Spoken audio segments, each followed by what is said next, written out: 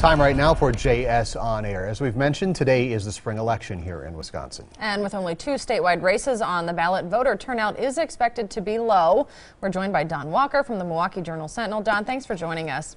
You're welcome. So turnout expected to be about 20%. What do you think about that? I think that's about right. I just voted myself in my district an hour or so ago, and there was the sound of crickets, to be sure.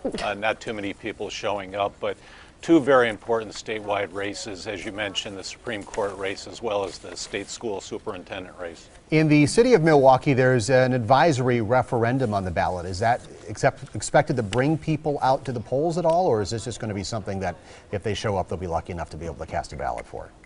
Well, a number of voter rights groups have certainly tried to get out the vote today, but it's tough in an election of this light of magnitude. So they're hoping to get a huge turnout. I'm not so sure that's going to happen. The expectations are that advisory referendum in favor of same-day voting will pass. The question is by what margin. And Don, because as you mentioned, these aren't exactly high-profile races here, do you think people are just burned out given what Wisconsin has seen in the last 2 years?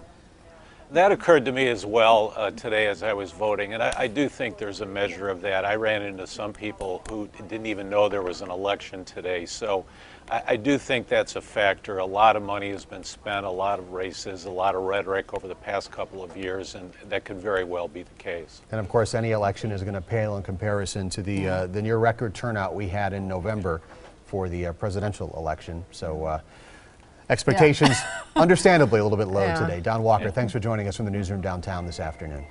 Sure. And you can read more about it at jsonline.com. We have a link on our website, today's TMJ4.com.